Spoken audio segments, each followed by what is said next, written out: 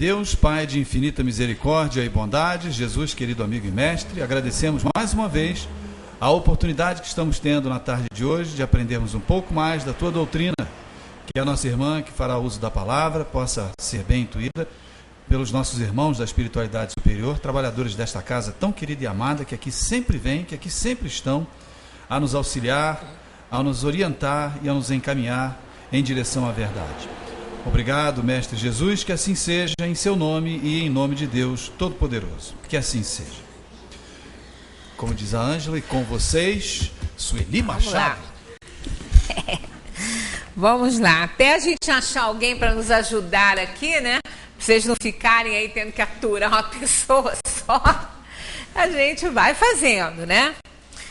Bom, estamos entrando hoje no capítulo 7º, que, como todos, né, são importantíssimos.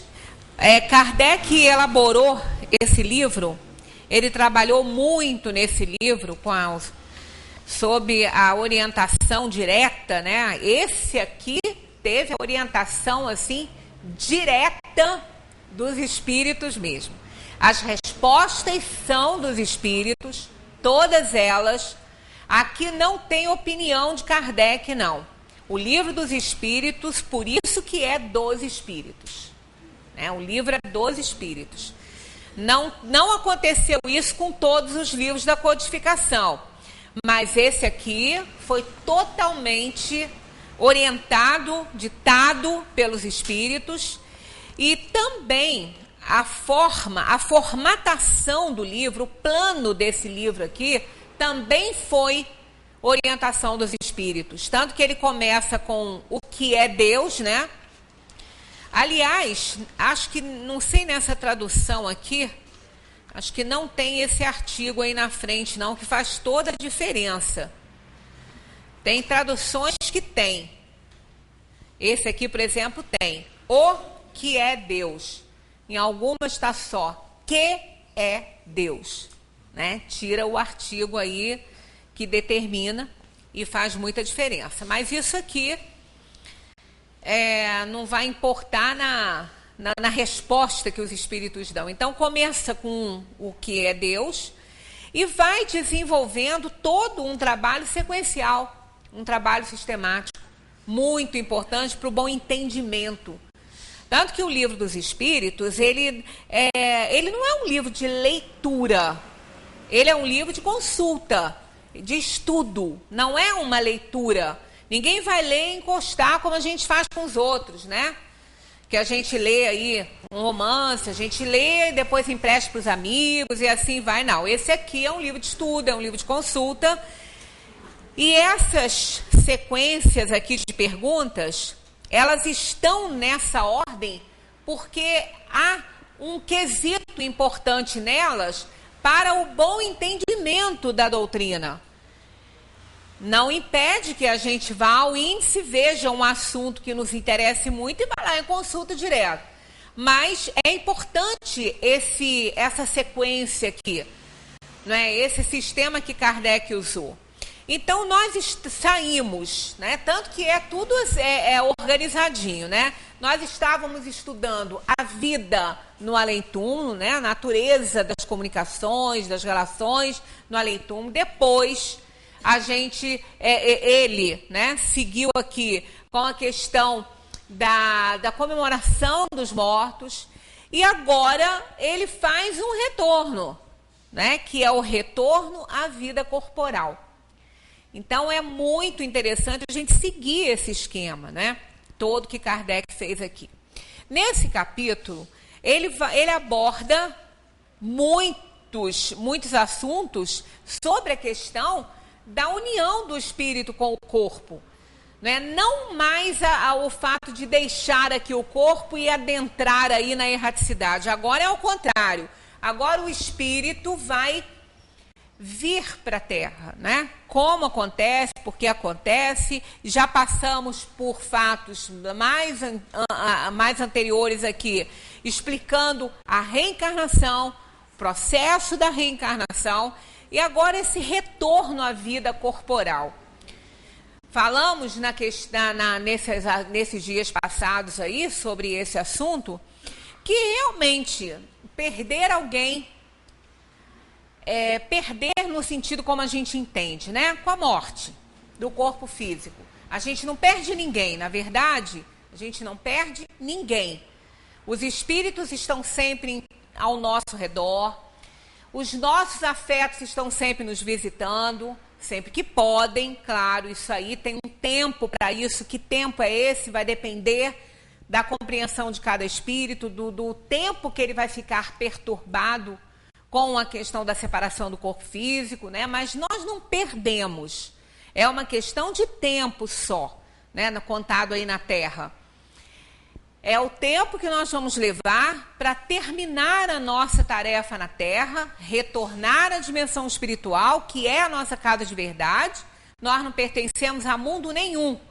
Nós não pertencemos a nenhum planeta. Nós pertencemos ao universo. A nossa casa é fora do corpo, né? É no universo.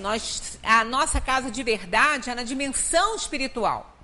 Então, os planos físicos, os planetas, eles se prestam à nossa evolução, a nos ajudar a evoluir. Ah, mas por que precisa? Precisa porque o espírito tem que ter contato com tudo, com a materialidade, com tudo que os planetas oferecem, com as relações entre espíritos encarnados e desencarnados. Então, a gente tem que passar por todas as experiências para a gente adquirir um aperfeiçoamento maior.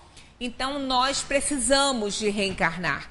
Não tem essa de querer. Eu ainda estava conversando com a minha dentista esse fim de semana e ela ainda estava falando para mim, olha, isso aí me incomoda terrivelmente, saber que eu nunca vou morrer. Ela falou, isso me incomoda. Eu falei, por que você quer morrer? Ela falou, não, mas me incomoda saber que eu vou viver para sempre. Né? Eu falei, você com a sua personalidade, não. Quem vai viver para sempre é a sua individualidade. A sua personalidade morre. Essa morre. Ela falou, bom, menos mal, né? Porque já imaginou? E realmente, as pessoas... Tem hora que alguém quer, né? Viver para sempre, né? Correm atrás do elixir da vida, né? Filmes em torno do tema. Mas todos eles que eu já vi... Eu não estou dizendo que todos foram feitos, que eu não vi todos. Mas os que eu já vi, que tratam do assunto, o tema principal é que é uma bênção morrer. Né? O tema principal é esse. De todos eles que tratam desse assunto. Né? A Espera de um Milagre é um dos mais famosos nessa área. É lindíssimo aquele filme, né? Lindíssimo. E eu já até comentei aqui com vocês, ter vida longa não quer dizer que seja melhor ou pior. Vai depender da necessidade kármica de cada um, de como essa pessoa vivencia suas experiências, né? De como ela vive aqui, a sua aceitação ou não. Então, viver muito ou viver pouco, morrer... Quando eu digo morrer, claro, é a pessoa, né? Morrer jovem ou morrer com muita idade ou ainda em tenra idade, isso não é significativo para a alma. Isso é mais significativo para quem está perdendo essas pessoas, né? No modo que nós entendemos. Porque realmente você conviver ali no seu dia a dia, com a ausência da presença daquela pessoa, é muito difícil, é muito duro. Mas a alma não vê por esse lado, porque a morte do corpo físico faz que ela volte para casa. Então é como aquela pessoa que está estudando fora, que está fazendo um curso aí, uma faculdade fora do país, uma experiência, um intercâmbio, ela vai... São várias experiências diferentes daquela que ela mantém na cultura dela, no país dela, mas chega um momento que ela quer voltar. Ela não quer ficar para sempre lá. Pode ser muito bom, mas ela tem os afetos, ela quer voltar. Aí é uma festa quando volta, né? Vai voltar mais experiente, uns vão voltar falando a língua do país em que estavam, trazendo mais experiências, trazendo uma promessa aí de emprego melhor com isso. Então, a pessoa fica feliz, né? E o espírito, quando ele sai da terra, quando ele deixa o corpo aqui, que ele entra na dimensão espiritual, que ele está voltando para casa, isso para ele é menos traumatizante do que o retorno à vida corporal. O retorno à vida corporal é muito complicado para o espírito. Há uma insegurança muito grande por parte desse espírito. Isso não é difícil de compreender, né?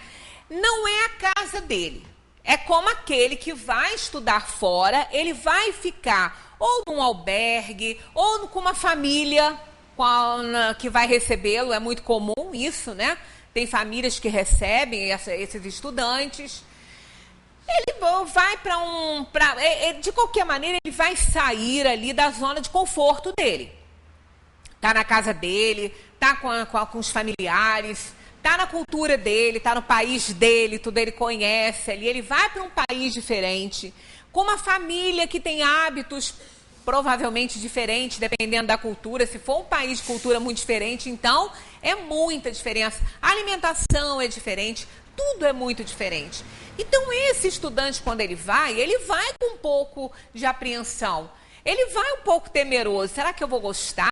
Será que a família vai me receber bem? Será que eu vou me adaptar àquele ambiente? Há uma certa insegurança, mas a vontade de ir também é muito grande, porque ele necessita daquela experiência, ele necessita daquele aprendizado que ele vai fazer lá. Assim é a alma quando vem. Há muita insegurança, porque ela, ao longo da erraticidade, ela foi gradativamente fazendo aí um plano para quando ela tivesse que reencarnar, ela já tivesse com algumas coisas já pré-escolhidas ali, né? E a escolha mesmo vai acontecer com o auxílio dos amigos espirituais encarregados desse trabalho.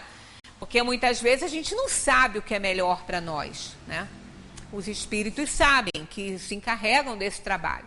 Então, logo que a alma sai desse período da erraticidade, da perturbação pela morte, né, causada pela morte do corpo físico, e por passar aí dezenas de anos aí, né, acoplado a um corpo físico, aprisionado nesse corpo físico, ela sai dessa perturbação, ela começa a fazer um balanço da vida que ela teve, né, se foi boa, se não foi. A sua consciência começa a lhe cobrar muitas coisas e ela vai fazendo esse trabalho. Então, não tem um tribunal lá para nos apontar. Não, a nossa consciência é que vai nos apontar. Então, nós vamos tendo toda aquela visão das nossas vidas passadas, não é nem só da última, porque os problemas que passamos na última foram para resgatar outras vidas. Então, aquilo está tudo no arquivo mental. Nós temos núcleos potenciais na alma, né, nessa energia aí que vai armazenando isso tudo. Então, ele vê tudo isso, aí ele vê onde ele errou, onde ele acertou, o que ele precisa melhorar. É um balanço, é como aquela loja que fecha para balanço. Vai ver quais foram os funcionários que trabalharam direitinho, quanto vendeu, preço de tudo, vai fazer um balanço e aí os erros vão aparecer e vai ser corrigido. Esses erros vão ser corrigidos para que no ano seguinte as coisas melhorem, tenham um faturamento melhor, um melhor atendimento, isso tudo. Então a alma também faz isso. Ela começa a fazer um balanço das vidas que ela teve, do que ela já conseguiu resgatar, do que ela não conseguiu, do que ela acumulou de dívida, porque acumula. Se a gente não se resigna diante das nossas dores, nós vamos acumular dívida. Quando eu falo em resignação, eu não estou dizendo nos acomodarmos e, que bom, estou sofrendo, estou resgatando. Não é isso, né? Falamos sobre resignação. Num domingo desse aí, vimos que é apenas a aceitação do problema. Ora, o que não tem jeito tem que ser aceito. Se eu não posso mudar absolutamente nada daquilo que está me incomodando naquele momento, eu tenho que passar por aquilo ali, eu tenho que aceitar. A resignação é a aceitação, mas não é uma acomodação. Então a alma vai vendo isso tudo, vai fazendo então a escolha, aquela pessoa que ela prejudicou muito, né? Ela começa a ver que ela foi injusta, aí ela quer melhorar, ela quer resgatar, ela quer se reajustar com aquela pessoa. Dependendo do que foi feito, ela pede para aquele espírito reencarnar na sua família, para que ela possa cuidar dele, ajudá-lo. Aí pode vir na condição de irmão, pai, mãe, filho, né? E isso o espírito também tem que aceitar, porque ele tem livre-arbítrio, né? Muitos não aceitam. Então, quando não aceita mesmo, muitas vezes acontece uma coisa que às vezes as pessoas falam assim, fulano adotou o filho de fulano, que não pode ficar. Pois é, às vezes vem de outra forma, né? Às vezes o choque fluídico é tão grande com determinada alma, e aquela que vai recebê-lo no plano material, que não pode vir pela sua biologia, pelo seu corpo, né? Porque a mulher pode rejeitar, o próprio espírito também pode rejeitar, e pode provocar o aborto aí inconscientemente até, não direcionado, né? Não diretamente, mas pode inconscientemente com aquele mal-estar, aquele choque fluídico acontecer. Então, muitas vezes vem em outra família, aquela família por alguma razão não pode ficar e cai aonde? Aonde ele tinha que nascer. Cai lá aonde ele tinha que nascer. Aí pronto. O choque fluídico não houve, né? Porque já passou, já chegou. Aí vai ser muito bem recebido, porque é até algo assim mais interessante, porque a família que ficar quer muito. Nem era dela. Ela está recebendo, ela deseja, ela quer muito, tem muito amor para dar. E vai dar, né? E vai dar. Então, mas imagina se for dar muitos problemas. Filho que não é nosso, vai começar a dar problema. Ué, filho da gente não dá, não? Desde quando não dá? Eu conheço uma família que adotou 2. Os filhos biológicos só deram problema. Os 2 adotados nunca deram problemas. Os 2 adotados. Então, eles sempre comentaram isso. Não era problema sério assim, não, mas eles sempre comentaram. Falaram assim, olha só, tá vendo? Se fossem os adotados a fazer o que vocês estão fazendo, iam falar, tá vendo? Lá, adotado, por isso que está dando problema. E, no entanto, eles sempre foram assim, corretos, normais, né? Sem criar muito caso. Então, não existe isso. Quer dizer, então, o retorno à vida corporal pode acontecer de várias formas, de várias maneiras, mas há sempre uma insegurança. Olha, vamos imaginar a insegurança de uma alma dessa, que já não pode reencarnar pelos meios biológicos, né, com a união dos gametas masculino e feminino da família que vai receber, por causa do choque fluídico ser muito grande, que pode rejeitá-lo. Olha só, a alma sabe disso. Claro que ela sabe. Então, olha já a insegurança que essa alma tem quando ela vai reencarnar por outra família, né, por outra mãe, e vai ser encaminhada. Olha, ela fica pensando, será que eu vou ser aceita? Será que eu vou viver bem ali? Né? Olha quanta insegurança, né, essa alma traz com ela. Né? Então é muito complicado. Não é fácil, não. Há quem brinque dizendo que por isso que já nasce chorando, né? Não é. Não é por isso, né? Jorge? Não é por isso que vai chorar, né? Segundo os médicos, eles dizem que dói um pouquinho para respirar. É isso mesmo, Jorge? Então, pois é, não é por isso. Mas olha, quanta coisa conotativamente está envolvida nisso aí, né? Então, é muita insegurança. A gente passa por isso, só que depois a gente esquece. Aí, olha, é a insegurança de que se vai ser bem recebido ou não. É a insegurança de se vai cumprir com o que escolheu, com as tarefas que trouxe, que a gente traz. Não é um destino, são desígnios que a gente mesmo determina pra gente, na escolha das provas que a gente faz.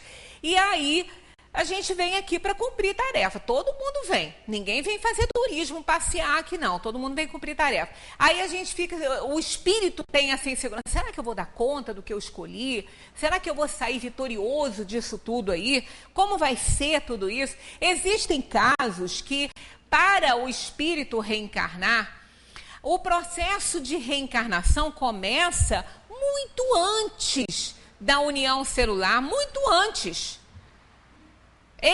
O espírito, às vezes, é levado à casa daquela família, é levado àquela família por conta da emancipação pelo sono, para que a família se ambiente com os fluidos espirituais dessa alma, que ela vai aos poucos conquistando quando a família tem que receber essa alma, e ela está um pouco arredia, mas ela tem que receber. Então, o processo reencarnatório é um processo que dá muito trabalho, é um processo bonito, que envolve muita responsabilidade, muito trabalho dos espíritos, muita expectativa de quem vai reencarnar.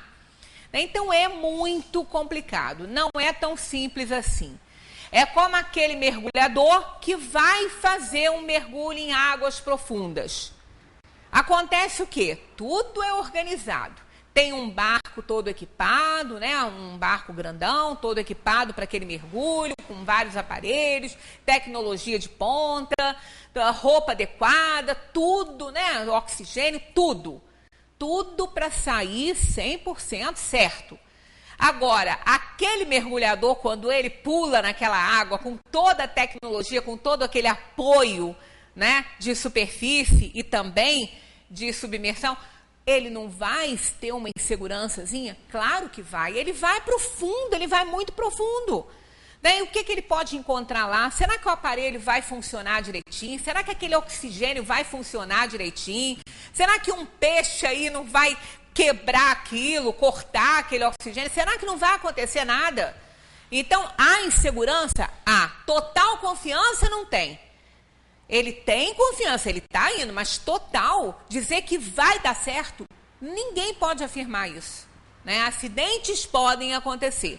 Da mesma maneira, quando o espírito reencarna, é tudo organizado. A família vai receber, a família está consciente que vai receber, há aquela integração fluídica, isso já aconteceu, ele já fez a escolha das provas, ele já fez tudo, está tudo bonitinho. Aí ele é informado que ele vai reencarnar. Aí começa a insegurança. E ele vem, ele tem que vir. Ele tem que vir porque ele deseja e ele quer. Ele deseja, quer e ele precisa de vir. É como aquele estudante que vai para uma família diferente, para um país diferente, cultura diferente, mas ele sabe que ele precisa daquilo ali. Ele precisa daquela experiência e vai feliz. Mais feliz ele vai ficar quando ele tiver que retornar. É quando a alma deixa o corpo e vai. Né? Então aqui é aquela tristeza que a gente fica. É aquela dor, é aquela saudade, é aquela tristeza que parece que não vai ter fim, né? Mas a alma não sente isso. Primeiro que ela não vai se afastar, porque ela como espírito ela pode visitar e ela está voltando para casa. Então olha o número de afetos espirituais que ela tem na dimensão espiritual, de tantas encarnações. Ainda tem gente que fala, mas as encarnações quebram os laços de família. Como que vocês podem falar que não quebra laços de família? Se hoje, o meu filho de hoje, na próxima ele vai ser filho de outra pessoa, aquela alma vai encarnar numa outra família, então como que não quebrou esse laço? Não, o laço quebra o laço consanguíneo. Esse aí é quebrado, mas esse não importa para a dimensão espiritual, para a vida verdadeira da alma. A alma não tem sangue, não. Então a união das almas no plano material é justamente para desenvolver afeição por espíritos que ainda não conseguiram se afinizar no amor. Então é o amor incondicional que vai desenvolvendo, né? O amor de mãe. O de pai, segundo os espíritos, nem é tanto assim, mas o amor de mãe, quando ele existe, que ele tem que existir também, porque existem mães que não têm nenhum amor pelo filho, né? Nem condicional, nem incondicional. Mas quando ele existe, ele é incondicional. Ele é. Né? Uma mãe faz qualquer coisa por um filho. Quando ele existe, quando o amor existe, ele é incondicional. Não importa como ele é, do jeito que ele é, ela ama e pronto. Acabou, não está condicionada a eu amo porque é bonitinho, eu amo porque é perfeitinho. Não, ama e pronto. Tá na barriguinha, já está sendo amado, né? Tá lá, já está dando umas mexidinhas e já está sendo amado. Não viu ainda a carinha, né, da princesa ou do príncipe, ainda não viu nada, mas já ama muito, né? Então é aquele amor que a gente não tem medida, né? Aí vem para esse mundo aqui, precisa ser muito assistido, né? Por isso que o ser humano, ele tem a infância mais longa de todas as espécies animais, né? Nós temos a infância mais longa. A gente vê um potrinho ou um bezerrinho nascendo, um cachorrinho, demora um pouquinho a abrir o olhinho, mas já está bem esperto, né? E cavalinho, então, logo fica de pé, logo que nasceu, dali a pouco o bichinho está de pé, todo tortinho, e a égua ajudando ele a levantar, com o focinho ajudando, fica de pé, né? Então é lindo, mas olha só, não tem muita infância, né? Ele logo se desenvolve. E nós temos uma infância, nós já é primeira, segunda, terceira infância, 3 infâncias, depois vem a adolescência, né? Demora a gente chegar na fase adulta. Por quê? O espírito precisa disso. O espírito precisa de ser assistido, precisa de ser socorrido. A dependência desse ser naquele início, totalmente dependente da gente, ele precisa disso para que ele possa desenvolver-se, e que nós também, que estamos ali assistindo, possamos desenvolver um amor enorme, e aquela dependência toda faz que a gente desenvolva isso aí, né? Com que a gente se apaixone perdidamente e ame incondicionalmente aquele ser. Então, aquela fase ali é muito importante. A alma que está reencarnada, completamente reencarnada.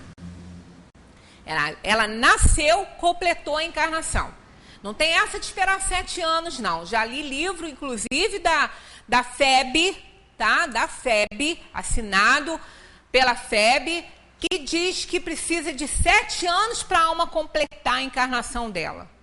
O Livro dos Espíritos, nós vamos ver que desmente isso. A encarnação começa até muito antes, às vezes, daquela união celular, então, na parte espiritual. Depois, a parte física começa na união dos gametos masculinos e femininos, uma extensão do fluido do perispírito, vai para o útero materno, fazer ali a organização daquele gens, sob o comando da alma. A alma que comanda, ela que decide tudo. Então, as lesões, as coisas a resgatar que estão presentes no perispírito, naqueles fluidos que vão com a alma, né? Todas as nossas mazelas, tudo que a gente fez de errado está presente ali. Aquilo que for para ser desenvolvido e ser resgatado naquela encarnação, o espírito, através dos fluidos do perispírito que estão lá organizando aquele material genético, o espírito vai imprimir. Num determinado momento, vai desenvolver-se uma doença aqui, uma doença ali, alguma coisa que vai fazer o espírito resgatar a sua vida, né? Os seus erros, melhor dizendo. Então, vamos ao que os espíritos perguntam. Então, sempre lembrando, na hora que nasce, na hora que a criança sai do ventre materno, a encarnação se completa ali, completinha. O corpo é que não, o corpo vai se desenvolver, a parte do cérebro destinada ao raciocínio vai demorar um pouquinho, que é o lobo frontal, isso demora um pouquinho, tanto que a criança, ela não tem livre-arbítrio assim que ela nasce, ela não raciocina direito, ela vai levar um tempinho, né? Mas isso é na parte física. A reencarnação, não. Ela está completa no momento do nascimento, ela se completa. Kardec pergunta assim: os espíritos conhecem a época em que terão de se reencarnar? Eles respondem: eles a pressentem, como o cego sente o fogo de que se aproxima. sabem que devem retornar a um corpo. Como sabeis que deveis morrer um dia, mas ignoram quando isso acontecerá. É a mesma coisa. O espírito sabe que ele tem que reencarnar, mas ele não sabe a hora. Por isso que essa escolha de provas não é feita na hora que ele é informado que ele vai reencarnar. Não é feita na hora. Até porque isso pode atrapalhar, né, toda a escolha que ele tem que fazer. Porque seria uma coisa mais apressada. E isso é uma coisa importantíssima. Porque isso vai determinar o seu aperfeiçoamento, sua evolução aqui naquela encarnação. Então, o que ocorre? Ele sai do estado de perturbação, começa a fazer o balanço da vida que teve e vai vendo quais são os pontos que ele precisa melhorar. Aí ele vai arquivando aquilo no seu arquivo mental e vai vendo quais são as almas que ele gostaria que fizessem parte da sua vida material, né, da sua família. Isso tudo ele vai fazendo no decorrer do tempo. Aliás, tempo não, que eles nem vivem no tempo, né? O espírito vive na eternidade, não conta tempo. Mas ele está armazenando. Quando ele é informado que ele vai reencarnar, ele já tem várias coisas no seu arquivo mental que ele desejaria para a sua próxima encarnação. Se aquilo ali puder ser feito, vai ser permitido a ele. Se não, não vai. Se o espírito estiver escolhendo algo além da sua capacidade, ele não vai ter essa permissão de Deus, porque vai ser uma encarnação perdida. Né? Ele não vai conseguir sair vitorioso. Então, aquele item tem que esperar. Às vezes a pessoa fala assim, tomara que eu esteja agora resgatando tudo que eu tenho para resgatar. Não acontece isso. Nós tivemos inúmeras reencarnações. Né? E número é aquilo que não pode ser contado. Não posso nem dizer que foram numerosas. Porque eu não posso contar quantas eu tive. Algumas já caíram no meu esquecimento. Eu não sei quantas eu tive. Agora, nunca estive melhor do que agora. Isso é a lei da evolução, a lei do progresso que é divina. Em todas elas, eu fui pior. Em todas elas, eu fiz mais bobagem do que eu estou fazendo agora. Né? Então, aí, é aquela história. Quanto que a alma vem errando? Há quantas encarnações ela vem errando? Vem acertando também, mas vem errando. Então, imaginemos se uma vida só vai dar para ela resgatar tudo. Claro que não vai. Ela vai resgatar aquilo que ela já pode. Aquilo que ela já pode aguentar. Ainda que ela tenha passado por um problema que ela queira se livrar rápido e resgatar rápido de muitas encarnações aí atrás, mas não adianta. Se ela não estiver preparada para aquilo, não adianta Deus permitir que ela não vai sair vitoriosa. Então não é dada a ela essa oportunidade ainda. Aí ela vem, tanto que às vezes a gente fala assim, poxa, fulano, eu ouvi dizer lá no centro que a gente sofre porque a gente está pagando alguma coisa, a gente está resgatando erros do passado. Então fulano deve ser uma pessoa muito boa, né? Porque não passa por nada. A vida dele é um mar de rosas, né? Digamos que seja um mar daquelas rosas que o Roberto Carlos joga, que não tem espinho. Porque se tiver espinho, o mar de rosas pode espetar, né? Aí a gente fala assim, poxa, fulano deve ser uma pessoa muito boa, porque olha, tudo dá certo na vida dele. Tudo dá certo, ele é feliz. Engano nosso. Às vezes, esse que a gente acha que é bonzinho, ele não está preparado ainda para nada, para sofrer nada. Então ele vai reencarnando, ele vai com coisas pequenas, vai resgatando coisas menores, e ele vai se preparando para chumbo grosso, né? Depois, quando ele estiver mais preparado, aí ele vai reencarnar, vai passar o que ele tiver que passar. Então o nosso julgamento é quase sempre falho. Podemos dizer que seja 99% falho. Nós não podemos julgar a evolução de ninguém pelo que ela tem, pelas coisas boas que acontecem na vida dela, ou pelas desgraças. Muitas vezes a gente vê, eu já contei aqui essa história para vocês, né? Aquela mãe que tinha 2 filhos, um filho estava muito doente, não tinha mais nada que pudesse acontecer com aquele menino. Era um rapaz já, mas tudo que a doença acontecia com ele, melhorava de uma coisinha e vinha outra, melhorava e vinha outra, a mãe desesperada. E o outro filho um empresário, com toda a saúde, com a família, trabalhando, rico, muito rico, com tudo de bom. Não acontecia nada de ruim na vida dele, estava tudo certo. Aí a mãe revoltada, né? Por que Deus? Por que tudo de desgraça para um e tudo de bom para o outro? E aquele que era doente, aquele que tinha tudo, num bom humor, sabe? Num otimismo, sempre feliz, sempre bem-humorado, alegre. Aí ela sonhou, ela falou, também eu não vou mais rezar, porque minhas preces não são atendidas. Eu peço para esse meu filho, amanhã aparece uma desgraça maior para ele, não vou mais pedir nada, revoltadíssima. Aí chegou, provavelmente, o próprio anjo da guarda dela, ou do rapaz, seja quem for, ou um espírito que ajuda, né? Aí, na emancipação pelo sono, conversou com ela, falando assim, olha, você não tem o direito de pensar assim, Deus é Pai, todas as suas preces são atendidas, todas. Ela falou, mas como? Eu penso muito para esse meu filho, cada dia eu peço uma doença nova para ele, uma desgraça para ele. Falou assim, é porque todas as suas preces estão indo para o outro. Mas como é ele que está doente, é ele que precisa? Não, esse não precisa de nada, esse está ótimo, esse está resgatando, está feliz, está entendendo, está resignado diante da situação. A hora que ele deixar essa matéria, ele vai bem, vai ter um excelente posto aí na espiritualidade. Agora, o outro esqueceu o endereço de Deus. O outro que está precisando, o outro só acumula dívida. Aquele, quando tiver que passar pelo seu resgate, vai ser muito difícil. Então, as preces estão indo para ele. Não é para esse. Esse aqui não precisa de prece, não. Esse está ótimo. E assim a gente não entende as coisas, né? Aí fala, Deus escreve certo por linhas tortas. Que linha torta nada, é certinha. Olha, depende muito, porque o espírito na erraticidade também sofre muito. Esse caso, ele estava resgatando tudo aqui.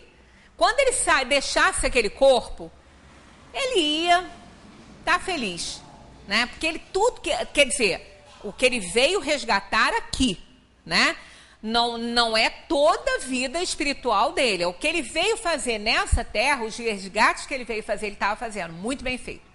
Não reclamava de nada, estava submisso àquilo ali, mas sempre com a esperança de melhorar. Ele falava para a mãe, eu vou melhorar. Ela, não vejo melhora, mas ele sempre achava que ele estava melhor.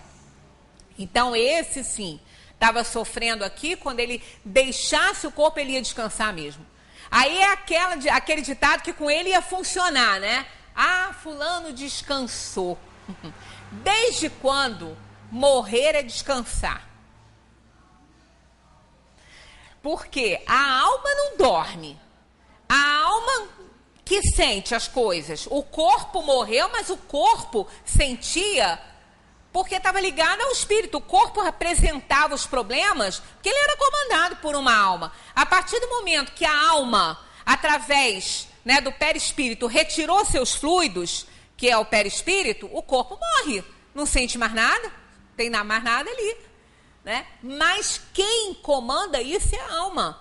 Então a alma que tem os problemas, não é o corpo. Através do perispírito, ela passa para o corpo, mas não é o corpo que sente nada. Então, na hora que esse espírito deixar esse corpo, provavelmente o perispírito vai sair ali resgatado, limpinho, sem problema. Não estava acumulando nada. Já o outro, que para o mundo ele estava muito bem, para a mãe, os olhos da mãe estava muito bem, mas não estava. Então, nós não entendemos. A gente não sabe as coisas, a gente julga muito mal, né? Faz julgamentos porque nós não entendemos os desígnios, né? Deus permite, não impede, mas quem escolhe somos nós. Porque nós é que somos responsáveis por tudo isso. Nós é que escolhemos as nossas provas. Kardec pergunta, a reencarnação é, portanto, uma necessidade da vida espírita, como a morte é uma necessidade da vida corpórea? Eles respondem, seguramente que é. Né? Então, a alma, na erraticidade, ela reconhece os erros. Fora do corpo, ela reconhece tudo. Ela não tem mais como se enganar. A consciência cobra e ela não tem mais como se enganar. Então, ela consegue ver onde errou, mas ela só pode resgatar no corpo. Ela aprende mais do que se ela estivesse no corpo. Mas provar que sabe, ela tem que vir. Ela tem que estar exposta. Ela tem que estar nos mundos. Ela tem que estar exposta às coisas da matéria. Uma pessoa que é orgulhosa e egoísta, como que um espírito orgulhoso e egoísta, ele vai provar que ele não é mais orgulhoso e egoísta se ele não está no plano material com todas aquelas necessidades e aquilo que ele chama de bens, né, para ele? Como que ele vai provar que ele não está mais orgulhoso nem egoísta se ele não tem mais isso? Ele vai ter que reencarnar, ele vai ter que enfrentar essas situações, ele vai ter que se expor a tudo isso que o mundo oferece e que nós adoramos, né? Quem não gosta das coisas que o mundo oferece? Nós gostamos. Então, ele tem que voltar para ele se colocar. Por isso que ele faz escolha. Porque, às vezes, a pessoa fala, mas como é que eu pude escolher isso para a minha vida? Eu estava doido, por acaso? Né? Fiquei idiota porque desencarnei? Não, ficou esperto. Ficou muito esperto. Viu o que precisava fazer para melhorar. Né, para se resgatar, para resgatar a sua vida, para se reajustar com o mundo, com as coisas. Aí ele sabe direitinho que precisa. E é assim que ele faz. Né? Então ele precisa do mundo material, quer dizer, ele aprende mais fora da influência do mundo. Mas provar que sabe, ele tem que fazer a prova. Né? Não basta um aluno escutar, ouvir aulas maravilhosas de grandes professores e ele ter certeza que ele sabe, se ele não tiver como provar que ele sabe. Então, o que ele vai fazer? Ele vai fazer uma prova. Aquele professor vai dar uma prova para ele. Ele vai fazer, seja escrita ou oral, não importa. Ele vai ter que provar que ele sabe. Então, é o que a gente vem fazer aqui. A gente vem provar que a gente já aprendeu, que reconheceu um erro passado e a gente vem aqui para provar que já está melhor. Todos os espíritos se preocupam com a sua reencarnação? Será que todos eles? Olha que reencarna, hein? Morre muita gente, mas nasce muita gente. Será que com todos eles acontece esses planejamentos todos, né? Essa preocupação? E o próprio espírito se preocupa? Olha o que eles respondem. O que a gente poderia imaginar aqui? Será? Bom, um espírito que não tem muita noção não vai se preocupar. Ele não vai se preocupar com nada. Ele não tem noção de nada. Ele ainda é um espírito muito primário. Agora, aquele que reconheceu o seu erro, aquele que viu que errou, aquele se preocupa. Porque ele fez uma escolha, ele quer dar certo. Então, esse se preocupa. Mas aqueles outros, nem tanto. Eles respondem assim. Há os que absolutamente não pensam nela. Aqueles que estão nem aí. São espíritos tão primários, tão despreocupados com o próprio aperfeiçoamento, que nem pensam na reencarnação, né? Há os que absolutamente não pensam nela, que nem mesmo a compreendem, nem sabem que vão reencarnar, nem tem noção do que é isso. Isso depende de sua natureza mais ou menos avançada. Para alguns, a incerteza quanto ao futuro é uma punição. Né? Para alguns. Quem são esses alguns? Somos nós todos, de situação mediana. Porque o espírito superior, quando ele vai reencarnar com uma tarefa, ele não tem medo de nada. Ele sabe o que ele vem fazer. Ele tem missões para ele desenvolver aqui. Ele não tem receio, porque ele não depende de nada, ele não depende de ninguém, ele depende dele, do que ele é, do conhecimento que ele tem, do conhecimento que ele tem de si mesmo. Então, um espírito assim, ele não tem receio nenhum de reencarnar. Mas a nossa situação de espírito inferior, a gente tem. A gente tem muito receio. Ora, todo mundo que joga numa loto, numa mega sena, todo mundo que joga quer ganhar dinheiro. Não é? Ele quer ganhar, o objetivo dele é ganhar dinheiro. O objetivo dele, com o dinheiro que ele vai ganhar, isso é problema dele para lá. Mas naquele momento que ele vai lá, que ele preenche aqueles negocinhos lá, ele quer ganhar dinheiro, porque é isso que o prêmio é esse. Não é o outro prêmio, é o dinheiro. Ele quer ganhar isso. Então ele vai lá para isso. Ele deseja isso. Agora, ele mesmo, como eu já vi algumas pessoas falarem, que não queria ganhar tudo, não, que tinha medo do que podia fazer, de como podia agir. Então, olha só, a própria pessoa tem receio muitas vezes. Será que eu vou mudar meu pensamento, que eu vou mudar minha cabeça? Hoje, porque se a gente pergunta, todo mundo quer ajudar todo mundo, né? Eu quero ganhar porque eu vou ajudar fulano, porque eu vou ajudar Beltrano, vou comprar uma casa, não sei o quê, né? Na hora que ganha, será que a cabeça vai continuar com aqueles pensamentos? Será que ela vai continuar do jeito que ela era? Não é muito difícil mudar, não. Isso, quer ver como é que não é muito difícil? Não precisa nem ter muito dinheiro envolvido. Basta uma posiçãozinha. Alguém no escritório vira gerente, muda de posto. Olha, eu vivi dentro de escola. 30 e poucos anos dentro de uma escola. O professor ou professora, né, que trabalhava comigo, como colega de trabalho, era uma coisa, botava ele lá na direção. Bota lá na direção. Vai ver como é que muda, como é que o papo é outro, né? Como é que tudo se transforma. Não tem, agora não sei como é que tá, dizem até que melhorou, né, a gratificação de diretor, mas quando eu trabalhava, o bônus era tão pequeno, a gratificação era tão pequena que não valia pelo dinheiro o aborrecimento, não. Porque tem, hein? Tem aborrecimento. Todo cargo tem aborrecimento, todo cargo tem. Se você está crescendo no seu cargo, você tem tarefas, mais responsabilidade, você tem tarefas diferentes a cumprir.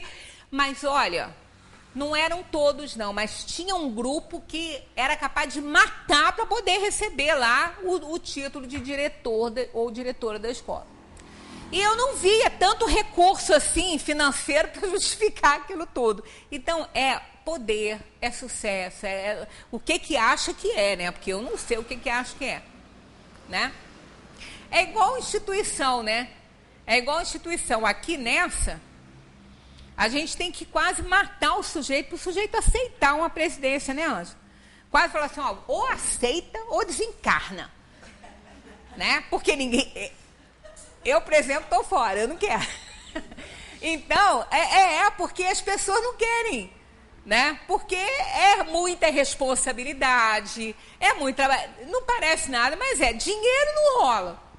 Dinheiro não tem, mas responsabilidade tem muito, né?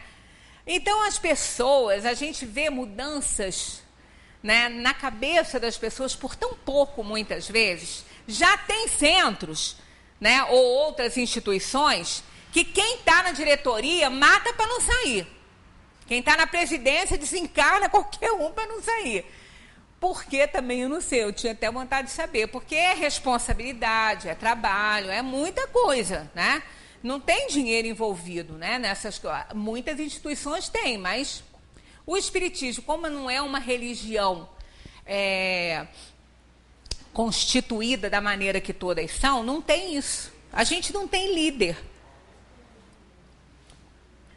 Na Igreja Católica, a gente tem toda aquela hierarquia de bispo, de padre, de não sei o quê, de diácono, seja lá o que for, que eu não conheço muito bem. Na Igreja Protestante tem o pastor, que recebe. O pastor recebe, é um emprego dele, né? Então pode até justificar que ele queira continuar no cargo, porque é o emprego dele lá. Mas espiritismo não tem isso. Nós não temos salário, né, Bel? Eu não recebo salário. Eu recebo muito mais que salário, né? Claro. Cada um aqui que está aqui dentro recebe, com que aprende no espiritismo, muito mais que salário. Mas assim, não tem uma liderança, ninguém é dono.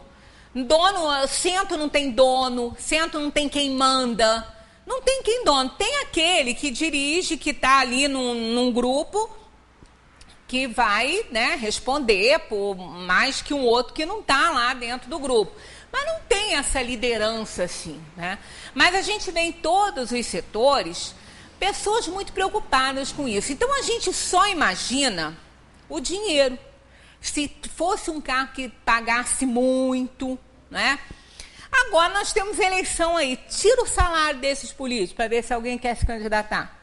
Tira. Fala, ó, você ganhava 30, você vai ganhar só 3.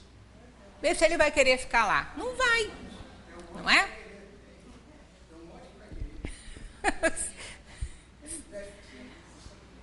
Não, eu digo assim, não vai ter nada. Não vai ter nada. Não vai ter nem salário, nem recurso. Vai ter nada. Não, mas se não tiver nada, não quer. Aí não vai querer. Se não tiver nada, ele não vai querer. Trabalhar só pelo bem comum, ele não vai. Né? Não vai querer. Então a gente sabe que nós somos espíritos muito inferiores. Nós não nos conhecemos. O espírito que vai reencarnar, ele vem com muita insegurança. Ele não sabe se ele vai dar conta do que ele prometeu. Se ele vai dar conta do que ele prometeu para ele mesmo, né? Para ele mesmo, não foi nem para ninguém, foi para sua própria consciência. Então ele vem com medo. Ele vem para cá receoso. Agora, um espírito superior, não. Então aquele espírito muito inferior, que não tem noção de nada, não se preocupa, não dá a mínima para a encarnação. Ele não sabe nem o que ele vai fazer aqui.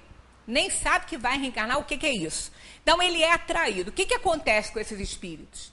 Eles precisam do contato com o corpo para eles poderem ter oportunidade de evoluir, porque aí eles vão sofrer determinadas privações essas privações vão induzi-lo ao desenvolvimento da própria inteligência, assim vai, né? É o que acontece com os animais. Animal não tem noção de reencarnação, animal não reencarna. Não existe reencarnação no meio animal. Ah, mas como assim? Não tem. Reencarnação envolve conhecimento, consciência daquilo. Né? Eu reencarnei na minha família, com consciência de que eu estava reencarnando como cada um aqui. Quando eu desencarnar, eu vou ter esse conhecimento que vivi naquela família, que fulano foi meu irmão, meu pai, que eu tive essa relação consanguínea nessa família. Eu vou saber disso tudo. O animal não sabe disso. Então, não é uma reencarnação. Ele encarna.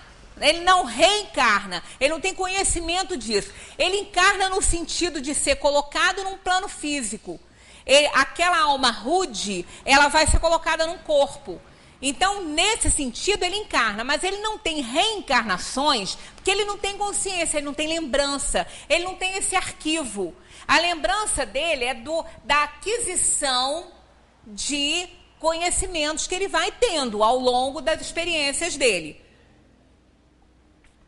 Um animal que é colocado, uma alma animal que é colocada num cachorrinho de rua, ele não vai ter comida fácil, ele não vai ter amor todo dia, ele não vai ter nada disso, ele tem que conquistar. Ele tem que procurar comida, ele vai virar lata de lixo, ele vai olhar para alguém que está comendo para ver se ele consegue, porque tem uns que se a gente estiver comendo fora do espaço, está assim perto deles, eles ficam ali sentadinhos na frente para ganhar. Lá no Alberto Brown tem vários assim, né? Então, isso ele sabe que se ele instintivamente ele sabe, eles são guiados por instinto. Mas ele, quando ele morreu,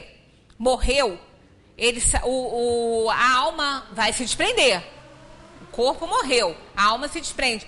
Pronto, ele não tem mais noção daquilo ali. Ele não sabe que ele estava encarnado. Ele perdeu o conhecimento de que ele vive. Existe enquanto ele está no corpo, preservando a sua vida e a sua espécie. Ele vai se reproduzir, ele vai se alimentar, ele sabe que ele precisa disso, ele sabe aonde que ele vai procurar alimento. Isso é instintivo nele, mas conhecimento disso ele não tem. Então, na hora que ele sai do corpo físico, aquela alma é individualizada, mas ela não tem mais esse conhecimento. Se, num momento, aquele corpo, né, que morreu, aquela alma que se desprendeu, for aproveitada, aquela alma rude, for aproveitada na mesma casa, numa fêmeazinha que esteja sendo coberta por um macho, né? Que pode ter, tem cabras que tem muitos cães, né? Então, se tiver uma fêmeazinha no cio, sendo coberta por um macho, e aquele cachorrinho morreu, aí os espíritos encarregados desse trabalho for aproveitar aquele que vai ser formado ali pela união, né? Pela união daqueles dois animaizinhos, ele vai nascer ali, mas ele não vai lembrar de nada. Ele não vai ter consciência que aquele dono da casa foi dono dele, que ele viveu ali. Ele não tem essa consciência. Ele não tem esse conhecimento. Então, ele não tem ideia de nada. Ele vai viver, né? Se for raça diferente, ele vai pegar a força da genética da raça que ele vai se desenvolver, né? Pode ser um dálmata, um golden, por exemplo, um pastor alemão e um Rottweiler. Comportamentos completamente diferentes, né? O Rottweiler é completamente diferente de um golden. Se entrar em uma casa que tem um Rottweiler, pode ser mordido. Se entrar numa casa que tem um golden, o golden vai junto. Eu sei porque eu tenho uma, né? E ela é dócil ao extremo. Agora, entra numa casa, por mais brando e manso que seja o Rottweiler, ele tem outra índole. Ele vai pegar. Ele não vai deixar barato, não. Né? Já o golden não vai fazer nada. Então, qual é a diferença? Ele vai pegar aquela alma, vai ser o mesmo processo.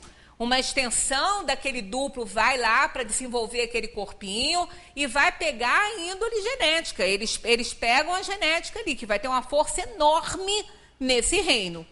Então, ele vai ser completamente diferente. Ele não vai ser aquele cachorrinho que poderia ter sido um golden. Não vai ser assim. Ele vai ser um Rottweiler.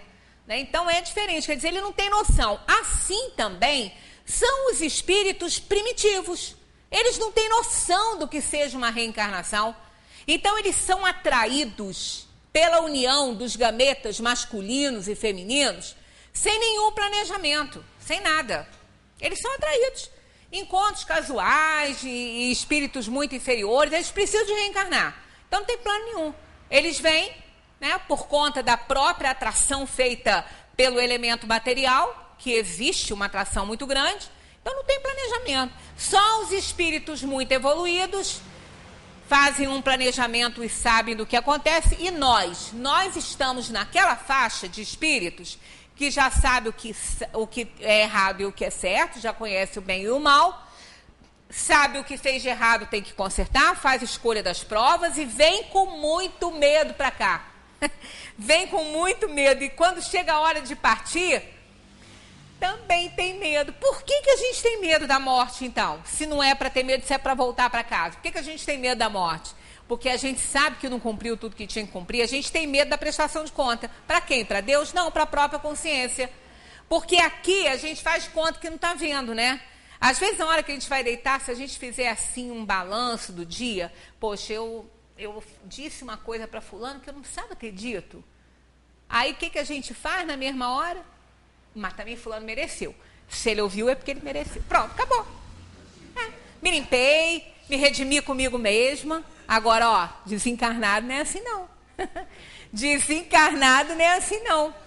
Né? A gente sabe, ali houve uma consciência do erro. A gente sabe que fez errado. Mas aí a gente fala, o outro foi culpado, ele que me provocou. Se ele não tivesse provocado, eu não tinha feito. Né? Então, o que a gente faz? A gente bota paninho quente. Né? A gente se justifica o tempo todo. Agora, com a alma retornando, não é assim. Ela não tem como se justificar. A sua consciência é implacável. E ela leva. Né? Então, essas almas reencarnam com medo e desencarnam também com medo. Desencarnam com medo da prestação de contas. Né? A gente bota a cabeça no travesseiro e dorme. Mas a alma não dorme. E não tem travesseiro para deitar, não. O espírito pode abreviar ou retardar o momento da reencarnação? Isso é muito importante. Né? Muito importante a gente pensar nisso. O espírito pode. Bem, nós vimos que voltar para a dimensão do mundo espiritual, ele pode. Ele pode antecipar a ida, como ele pode também requerer uma moratória. O espírito pode fazer isso. Quando a gente não tem cuidado com o corpo, quando a gente não se cuida com uma doença, a gente está apressando a nossa ida. Vai antes. né? E quando a gente faz tudo certinho, aí a gente está vendo que a gente está doente, tem uma tarefa, a gente pede tanto a Deus, fala assim, deixa pelo menos eu terminar isso aí que eu estou fazendo. Pode ser que a gente consiga uma moratória e fique mais. Então, quanto a essa questão, eu vou deixar para vocês lerem em casa, que é dever de casa. O espírito pode abreviar ou retardar o momento da reencarnação? 332, porque a hora nossa já chegou, não é de desencarnar não, é de terminar a reunião. Tá lá, ó, 4:05 já, né? Então, dever de casa para todo mundo, a partir da 332, para a semana que vem estarmos aqui de novo na nossa conversinha, né? Muita paz para todos, que Jesus continue nos dando essas oportunidades na Terra, porque Jesus é aquela alma, aquele espírito que é responsável pela Terra. Ele não é o único filho de Deus, não, mas ele é o responsável pela Terra. Ele nos ajuda. Ele nos ajuda a vencer as nossas dificuldades. Ele coordena o trabalho aqui na Terra, né? Tanto que ele disse, eu vou e meu Pai nos mandará um outro Consolador prometido, que é o Espiritismo, que é o Espírito da Verdade, que estará eternamente convosco. O que pode estar eternamente conosco é o conhecimento. Conhecimento que existe na natureza. Aqui tem, está escrito. Mas o grande conhecimento é o conhecimento da natureza. Não precisa disso aqui. Se a gente observar muito a natureza, a gente vai ver isso que está aqui na natureza. Mas a gente precisa, porque a gente é muito inferior, então tem que estudar, tem que ler, né? Muita paz para todos.